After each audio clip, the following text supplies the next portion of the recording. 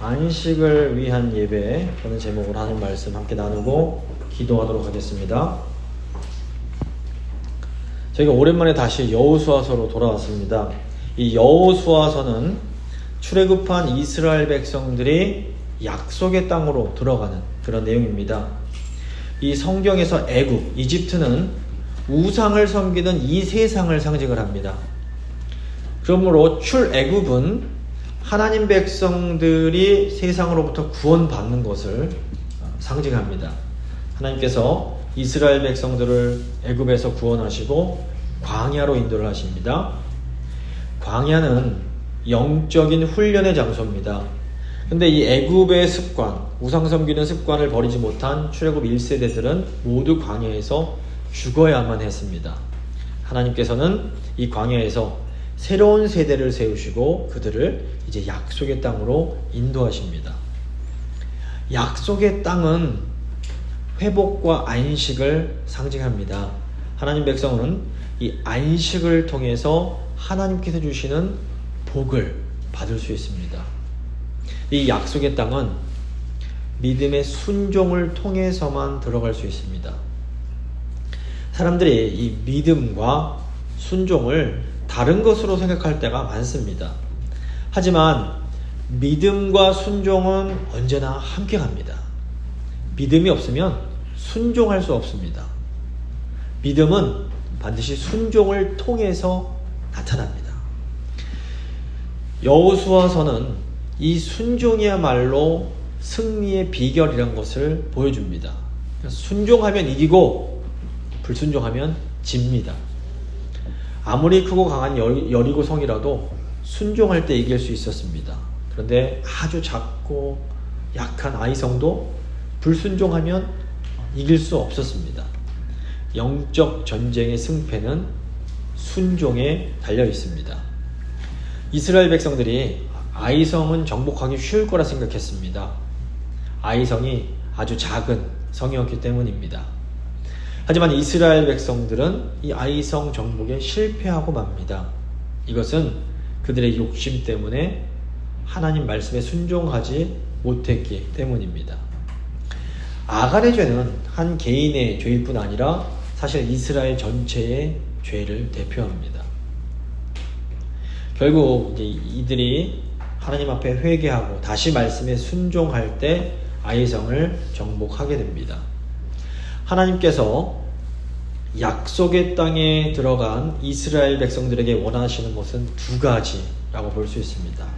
하나는 하나님 백성들은 하나님께서 하나님 백성들이 안식함으로 복을 받기 원하셨습니다. 두 번째로는 하나님은 하나님 백성들이 이 받은 복을 열방에 나눠주기를 원하셨던 겁니다. 근데 하나님이 지금 우리에게 원하시는 것도 다르지 않습니다. 똑같습니다. 먼저 하나님은 우리가 이렇게 복받길 원하십니다. 우리가 먼저 약속의 땅에 들어가서 안식을 누리며 복을 받아야 됩니다. 그러니까 우리가 먼저 회복과 부흥을 경험을 해야 되는 겁니다. 동시에 우리는 우리의 이웃들에게 이 하나님의 복을 나눠 주어야 됩니다. 하나님의 복을 받으려면 근데 먼저 하나님께로 돌아와야 됩니다. 그렇기 때문에 우리는 이웃이 하나님께 돌아올 수 있도록 돕는 선교적인 삶을 살아가야 합니다. 근데 여기서 저희가 꼭 기억해야 할 것이 있습니다. 이 안식을 누리는 삶과 선교적인 삶은 서로 분리된 것이 아니라는 겁니다. 우리가 하나님 안에서 온전히 안식할 때 우리는 가장 선교적인 삶을 살 수가 있습니다. 우리에게 하나님의 은혜가 넘치고 우리 안에 감사가 넘칠 때에 우리 이웃이 우리를 보고 와 좋다 하면서 하나님께 돌아올 수가 있는 겁니다. 문제는 우리가 어떻게 해야 이 약속의 땅에서 하나님께서 주시는 안식을 누릴 수 있는가 하는 것입니다. 이제 그 힌트가 모세의 말씀에 있습니다. 모세가 이스라엘 백성들이 약속의 땅으로 들어가거든 거기서 제단을 쌓고 율법을 낭독할 것을 명령을 합니다. 신명기 27장 4절에서 8절 보시면 오늘 본문과 똑같은 말씀이 나옵니다. 너희가 요단을 건너거든 내가 오늘 너희에게 명령하는 이 돌들을 에발산에 세우고 그 위에 석회를 바를 것이며 또 거기서 내 하나님 여호와를 위하여 제단 곧 돌단을 쌓되 그것에 쇠연장을 대지 말지니라. 너는 다듬지 않은 돌로 내 하나님 여호와의 제단을 쌓고 그 위에 내 하나님 여호와께 번제를 드릴 것이며 또 화목제를 드리고 거기에서 먹으며 내 하나님 여호와 앞에서 즐거워하라. 너는 이 율법의 모든 말씀을 그 돌들 위에 분명하고 정확하게 기록할지니라. 이스라엘 백성들이 여리고성 전투와 아이성 전투를 마친 후에 이 모세의 명령을 준행을 합니다. 이것은 이스라엘이 하나님과 맺은 언약을 다시 갱신하는 그런 의식이었습니다. 언약 갱신은 하나님의 백성들이 하나님 앞에서 예배를 드리면서 자기들이 누구인지를 확인하는 그런 과정이었습니다. 우리가 누구인지를 망각하면 우리는 안식을 잃게 됩니다. 예배는 우리가 누구인지를 확인하는 과정입니다. 우리가 하나님께서 주시는 안식을 누리려면 우리는 예배를 통해서 내가 누구인지, 내가 하나님 앞에서 어떤 존재인지를 계속해서 확인을 해야 되는 겁니다. 그래서 예배가 매우 중요합니다. 오늘 본문은 우리가 하나님 앞에서 드리는 이 예배에 대한 내용입니다. 세 부분으로 오늘 본문을 살펴볼 텐데, 첫 번째는 예배의 기초가 무엇인가에 대한 것입니다. 두 번째는 예배의 이중적인 차원이 무엇이 있는가. 세 번째는 예배의 중심은 무엇인가. 이 내용입니다. 먼저 예배의 기초를 생각해 보겠습니다. 우리가 하나님께 드리는 예배의 기초는 예수 그리스도이십니다. 31절 보시면 이는 여호와의 종 모세가 이스라엘 자손에게 명령한 것과 모세의 율법책에 기록된 대로 쇠 연장으로 다듬지 아니한 새 돌로 만든 제단이라. 제단은 하나님을 예배하는 기초입니다. 제단이 없으면 제사를 드릴 수가 없습니다. 그런데 하나님께서 이 모세를 통해서 쇠 연장으로 다듬지 않은 돌로 제단을 만들어라, 이런 명령을 하십니다. 여기서 쇠 연장은 인간의 능력, 인간의 기술을 상징합니다. 그러니까 쇠 연장으로 다듬지 않은 돌로 만든 제단은 인간의 능력과 기술이 하나님을 예배하는 기초가 될 수 없음을 의미합니다. 아담과 하와는 첫 번째 예배자들이었습니다. 아담과 하와에게 하나님이 첫째로 요구하신 것은 선악과를 먹지 말라라는 것이었습니다. 이게 뭘 의미할까요? 인간이 해서는 안 되는 일들이 존재합니다. 하나님을 예배하려면 먼저 인간에게 금지된 것이 있음을 받아들여야 됩니다. 10계명을 보셔도 10가지 계명 중에 8가지가 우리가 하면 안 되는 것들입니다. 안식일을 거룩하게 지키라, 부모를 공경하라, 이 외에는 전부 하지 말라는 명령입니다. 하나님께서는 인간에게 존엄과 자유와 능력을 주셨습니다. 그런데 우리의 자유가 무한한 것이 아닙니다. 창세기 1장을 보시면 하나님께서 인간을 하나님의 형상대로 만드시고 만물을 다스리게 하십니다. 창세기 1장 27절 8절 말씀입니다.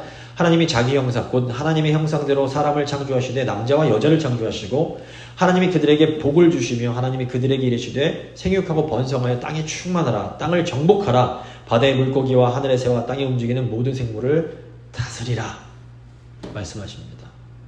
또 하나님께서 인간에게 모든 식물을 음식으로 주십니다. 창세기 1장 19절 보시면 하나님이 이르시되 내가 온 지면에 씨 맺는 모든 채소와 씨 가진 열매 맺는 모든 나무를 너희에게 주노니 너희의 먹을 거리가 되리라. 그러니까 인간은 원하는 것은 무엇이든지 먹을 수 있었습니다. 이것은 엄청난 선택의 자유가 주어졌음을 의미합니다. 인간이 하나님께서 주신 이 놀라운 자유와 능력을 가지고 만물의 영장으로 이 세상을 다스려 왔습니다. 그런데 이 자유와 능력이 무한한 것이 아닙니다. 하나님이 주신 자유와 능력에는 제한이 있습니다. 하나님께서는 동산 중앙에 있는 선악과는 먹지 말라고 명령하십니다. 창세기 2장 16절 17절 보시면 여호와 하나님이 그 사람에게 명하여 이르시되 동산 각종 나무의 열매는 내가 임의로 먹되 선악을 알게 하는 나무의 열매는 먹지 말라. 내가 먹는 날에는 반드시 죽으리라 하시니라. 자, 이것은 하나님께서 인간에게 넘어서는 안 되는 한계를 정해 주신 겁니다. 하나님은 선악과를 먹지 말라 명령하십니다. 이것은 역설적으로 인간이 선악과를 먹을 수 있는 능력이 있었음을 의미합니다. 하나님이 인간에게 너 날지 말거라 명령하지 않으십니다. 인간에게는 날 수 있는 능력이 없었기 때문입니다. 하나님이 하지 말라라고 명령하시는 것은 인간에게 그것을 할 수 있는 능력이 있음을 의미합니다.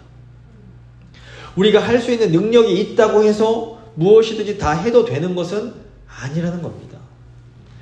할 수 있는 능력이 있어도 해서는 안 되는 일들이 존재합니다. 우리가 돈이 있으면 길거리 나가서 마약을 사서 마약을 할 수 있습니다. 그런데 할 수 있는 능력이 있다고 해서 그것을 다 해도 되는 것은 아닌 겁니다.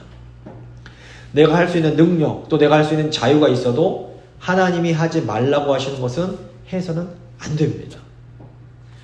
그래서 하나님 명령에 순종하는 것은 이 하나님의 주권을 인정하는 겁니다. 그래서 하나님을 향한 예배는 이 하나님의 주권을 인정하는 것에서 시작이 됩니다. 하나님을 하나님으로 인정해 드리는 겁니다. 하나님이 금지하신 이 선악을 알게 하는 나무와 생명나무가 동산 중앙에 있었습니다. 성경에서 이 중앙 가운데 자리는 하나님의 고유의 영역을 상징합니다. 이것은 이 생명과 진리가 하나님의 영역이라는 것을 의미합니다. 생명과 진리는 성경이 가르치는 하나님의 주권의 핵심입니다. 하나님을 예배하는 것의 기초는 이 생명과 진리가 오직 하나님께 속한 것임을 인정하는 겁니다. 이것이 쇠 연장으로 다듬지 않은 돌로 제단을 쌓는 것의 의미입니다. 근데 놀라운 것은 이렇게 하나님의 주권을 인정하는 것이 예수님을 인정하는 것과 아주 긴밀한 관련이 있다라는 겁니다. 요한복음 14장 6절을 보시면 예수께서 이르시되 내가 곧 길이요 진리요 생명이니 나로 말미암지 않고는 아버지께로 올 자가 없느니라. 예수님께서 우리의 생명과 진리가 되십니다. 그래서 우리는 오직 예수님을 통해서만 하나님께로 나아갈 수가 있습니다. 이것은 예수님을 통해서만 우리가 하나님을 예배할 수 있음을 의미합니다. 그러니까 쇠연장으로 다듬지 않은 돌로 제단을 쌓는다라는 것은 우리가 예수님을 통해서만 하나님 앞으로 나아가게 되는 것을 의미합니다. 예수님이 우리가 드리는 예배의 기초가 되십니다. 우리가 이 놀라운 진리를 겸손하게 받아들여야 됩니다. 약속의 땅에서 안식하려면 하나님께서 주시는 이 복을 받으려면 어떻게 해야 될까요? 그렇다면 먼저 쇠 연장으로 다듬지 않은 돌로 제단을 쌓아야 됩니다. 쇠 연장 같은 인간의 능력, 인간의 기술로는 우리가 하나님 앞으로 나아갈 수 없습니다. 그러니까 하나님을 우리가 예배하고자 할 때에는 겸손하게 예수님 한 분만 의지해야 됩니다. 이것이 예배의 가장 근본적인 기초가 됩니다.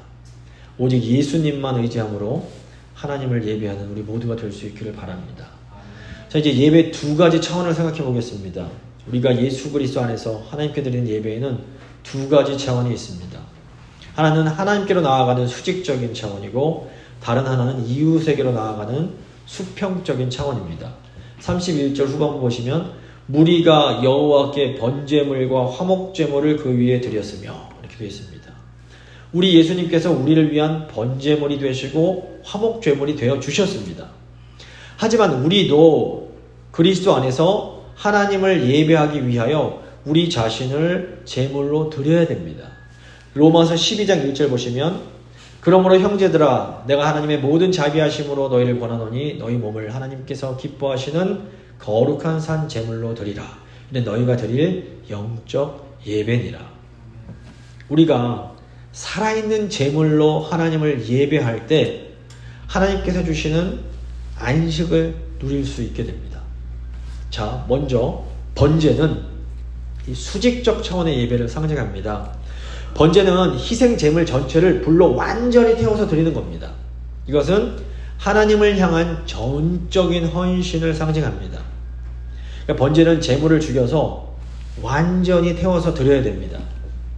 그러니까 제물을 드릴 때에는 완전히 태워야 됩니다. 제물이 반쯤만 타게 되면 냄새가 너무 심해서 온갖 똥파리들이 몰려들게 됩니다. 바비큐 하실 때 보셨을 겁니다. 우리가 우리의 삶을 하나님께 드릴 때에도 완전히 태워서 드려야 됩니다. 그러니까 성질을 죽이려면 완전히 죽여야 됩니다. 자존심을 죽이려면 완전히 죽여야 되는 겁니다. 이 반 정도는 죽였는데 반 정도가 살아있다. 그럼 어떻게 될까요? 영적인 똥파리들이 더 기승을 부리는 겁니다. 죽으려면 완전히 죽어야 되는 겁니다. 순종을 하려면 완전히 하셔야 됩니다. 순종하겠다라고 말하면서 여전히 내 고집대로 하고자 하는, 내 뜻대로 하고자 하는 그 마음이 있으면 안 되는 겁니다. 이러면 이 영적인 똥파리들이 역사를 하게 되는 겁니다. 우리가 하나님께 우리 자신을 드릴 때에는 완전히 죽여서 완전히 태워야 됩니다. 그럴 때만이 우리 가정이 살고 우리 교회가 살고 우리 일터가 살아날 수가 있게 되는 겁니다. 자, 이제 화목제는 수평적인 차원의 예배를 상징합니다. 화목제는 하나님께 다 태워드리는 것이 아니라 제사장들과 가족들과 함께 나누어 먹는 제사입니다. 화목제는 하나님과의 이런 관계가 회복된 것을 기뻐하면서 사람 간의 재물을 나누어 먹는 겁니다. 그래서 우리가 드려야 할 화목제사는 무엇일까요? 우리는 우리에게 잘못한 사람을 용서해 주어야 됩니다. 우리는 용서하시는 하나님의 형상대로 지음을 받았습니다. 그렇기 때문에 우리도 용서를 해야만 되는 겁니다. 당장은 나한테 상처 준 사람에게 분노를 품고 복수를 하는 게 후련하게 느껴질 수 있습니다.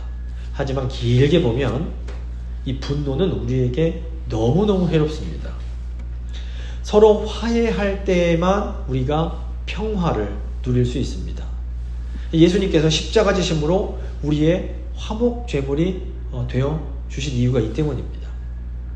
우리가 이제부터는 실수하고 실패해도 예수님이 우리를 계속 용서를 해주시는 겁니다. 그래서 우리는 하나님과 화목할 수 있고 우리 마음의 평화를 누릴 수가 있게 된 겁니다. 예수님의 용서를 받은 사람은 다른 사람을 용서할 수 있게 됩니다. 그러니까 하나님께 제사드리면서 가족과 교인의 실수와 잘못을 용서하지 않는 것, 이것은 온전한 제사가 될 수가 없습니다. 물론 자기 잘못도 깨닫지도 못하고 회개할 마음도 없는 사람을 용서하는 게 결국 이게 거의 불가능합니다. 하지만 그럼에도 우리는 우리에게 잘못한 사람이 하나님 앞에 나와 회개할 때까지 인내하며 기다려 줘야 되는 겁니다. 하나님께 드리는 제사는 가족과 교인들 그리고 이웃을 사랑하는 것을 통해 용서하는 것을 통해서 완성이 됩니다. 물론 우리는 하나님께 우리 자신도 100% 드릴 수도 없고 또 우리 이웃을 온전히 사랑할 수도 없습니다. 그래서 우리 예수님께서 우리에게 성령을 보내주신 겁니다. 예수님께서 부활하신 후에 우리에게 성령을 보내주십니다. 우리 안에 계신 성령님께서 우리가 도저히 우리 힘으로는 할 수 없는 것을 할 수 있게 해주십니다. 우리가 간절한 기도를 통해서 이 성령의 능력을 받게 됩니다. 기도 외에는 이 성령의 능력을 받을 수 있는 방법이 없습니다. 그렇기 때문에 우리가 개인적으로 또는 공동체적으로 모여서 함께 간절히 기도해야 됩니다. 기회가 있을 때마다 이 간절한 기도를 통해서 성령님의 도우심을 간절히 구하시기 바랍니다.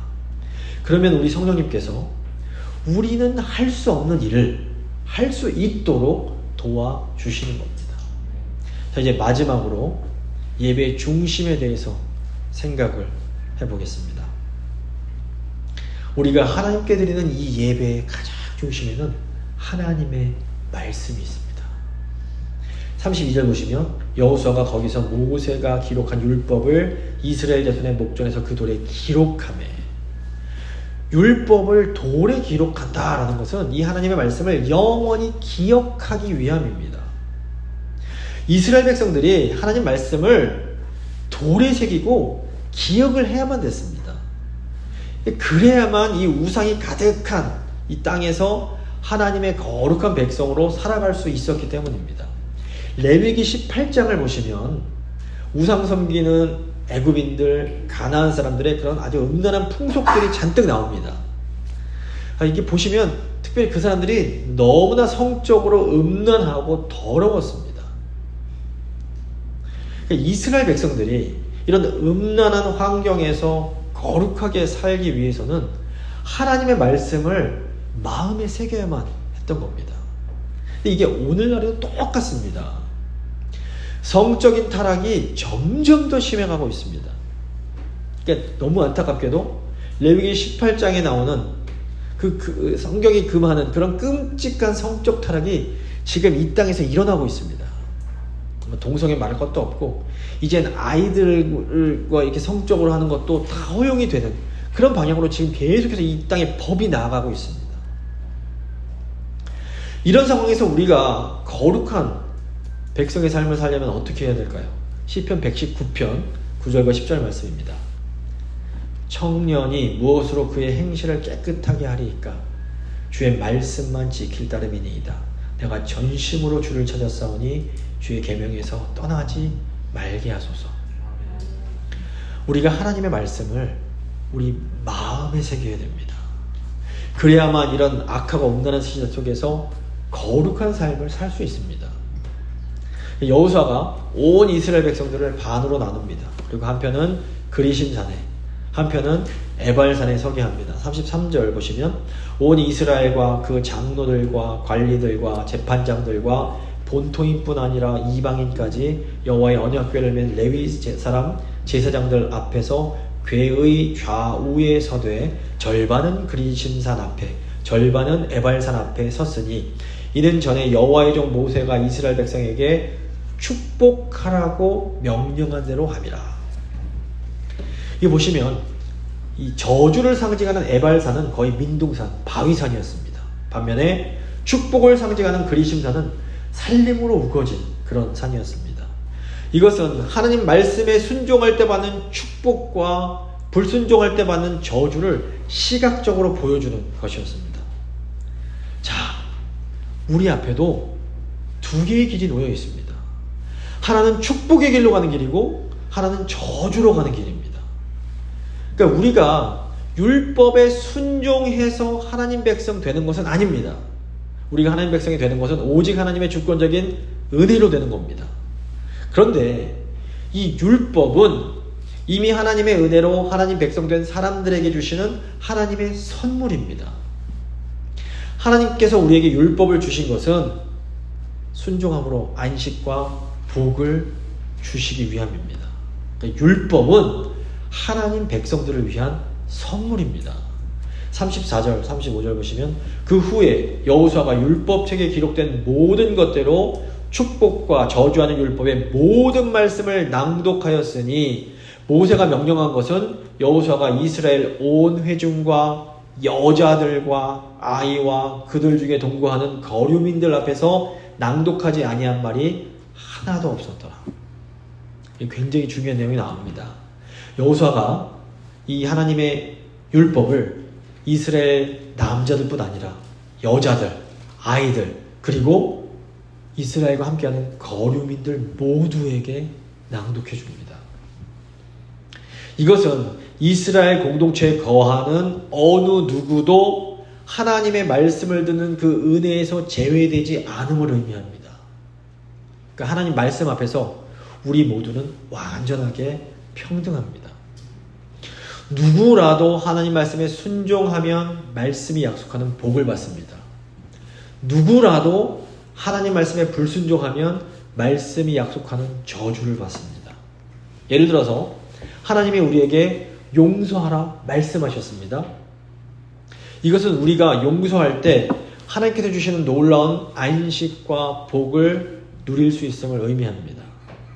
돈이 많고 권력이 있고 지식이 있다 해도 용서하지 않으면 평안과 만족을 누릴 수 없습니다. 하지만 돈도 없고 힘도 없고 지식도 없다 해도 용서하는 사람은 하나님이 주시는 놀라운 평안과 기쁨을 누리게 됩니다.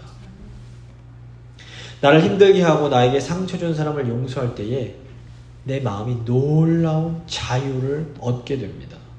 이것이 하나님의 백성, 하나님의 자녀가 순종함으로 받는 복 중에 하나입니다. 하지만 우리를 힘들게 한 사람을 계속해서 미워하면 나는 계속 이 불행함 가운데 있을 수밖에 없는 겁니다. 이것이 하나님께서 말씀하시는 이 불순종의 저주 가운데 하나입니다. 그러니까 예수님을 믿고 교회를 다닌다 해도 말씀에 불순종하면 하나님께서 주시는 복을 누리지 못하는 겁니다. 늘 불안함과 어려움과 세상 사람들이 누리는 구원은 받았다 할지라도 일상 삶이 세상 사람들과 별로 다르지 않은 겁니다. 불안함이 있고 어려움이 있는 겁니다. 순종하지 않으면 그렇게 되는 겁니다. 예수님께서 우리에게 안식을 주시려고 십자가에서 죽으셨습니다. 예수님을 믿는다라는 것은 우리가 예수 그리스도와 함께 십자가에서 죽으면 그리스도와 함께 다시 살아나게 됨을 믿는 겁니다.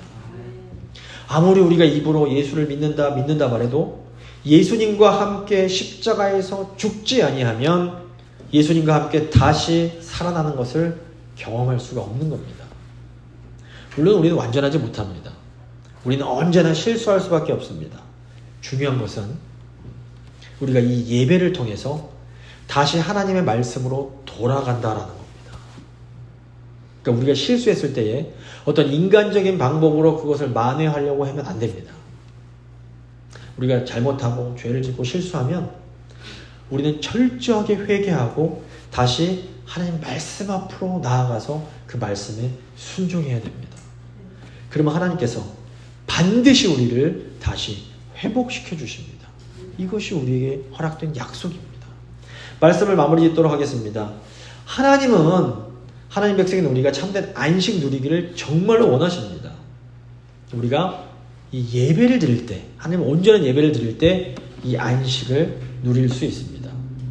우리가 아버지께 드리는 예배의 기초는 예수 그리스도이십니다. 예수님이 우리의 깎지 아니한 그 돌로 쌓은 제단이십니다.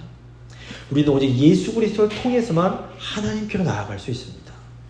근데 우리가 드리는 예배엔 두 가지 차원이 있는데 첫 번째로 우리가 하나님께 드리는 예배는 우리 전부를 태워드려야 되는 예배인 겁니다. 그리고 우리의 예배는 나에서 머무는 것이 아니라 우리 가족, 우리 교인, 그리고 우리 이웃을 향해서 나아가야 됩니다. 이웃을 사랑하고 용서해 주어야 됩니다. 그리고 우리가 드리는 예배의 그 중심에는 하나님의 말씀이 있습니다.